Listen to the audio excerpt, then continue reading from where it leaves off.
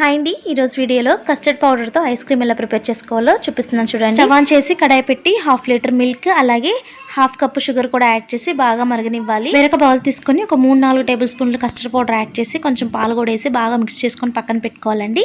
ఈ లోపు చూసారా పాలు కూడా బాగా మరిగిపోయాయి. కస్టర్డ్ మిల్క్ కూడా ఇందులోకి యాడ్ చేసి అక్కడ ఉండలు లేకుండా బాగా కలుపుకోవాలండి. ఇదిగోండి ఈ విధంగా టెక్స్చర్ వచ్చే వరకు మనం మిక్స్ చేసుకొని చల్లారి పెట్టుకుంటే ఈ విధంగా అయిపోతుందండి. కొంచెం థిక్గా అవుతుంది. ఇప్పుడు వేరొక బౌల్ తీసుకొని ఆ బౌల్లోకి కస్టర్డ్ మిల్క్ అంతా యాడ్ చేసేసుకొని ఒక 1 అవర్ ఫ్రిడ్జ్లో పెట్టుకుంటే ఇంకొంచెం గట్టిగా అవుతుందండి. ఇప్పుడు ఈ మిశ్రమాన్ని మొత్తాన్ని మిక్సీ జార్లోకి యాడ్ చేసుకున్న పాటు ఫ్రెష్ క్రీమ్ కూడా యాడ్ చేసుకున్నానండి. అలాగే కొంచెం వెనిలా ఎసెన్స్ కూడా యాడ్ చేసి బాగా గ్రైండ్ చేసుకోవాలి కోర్స్గా. చూడండి ఇలా క్రీమీ టెక్స్చర్ వచ్చే వరకు గ్రైండ్ చేసుకొని వేరొక టైట్ బాక్స్లో పెట్టుకొని నైట్ అంతా ఫ్రిడ్జ్లో పెట్టుకున్నారంటే మార్నింగ్ కల్లా ఇదిగోండి ఈ విధంగా ఐస్ క్రీమ్ అయితే రెడీ అయిపోతుంది అనమాట. వేరొక బౌల్లోకి యాడ్ చేసుకొని డ్రై ఫ్రూట్స్ యాడ్ చేసుకొని తిన్నారంటే టేస్ట్ చాలా బాగుంటుంది. వేడి వేడి ఎండలకి చల్ల చల్లని ఐస్ క్రీమ్ వేసుకొని తింటే సూపర్ ఉంటుందండి. నా వీడియో నచ్చితే సబ్స్క్రైబ్ చేయండి.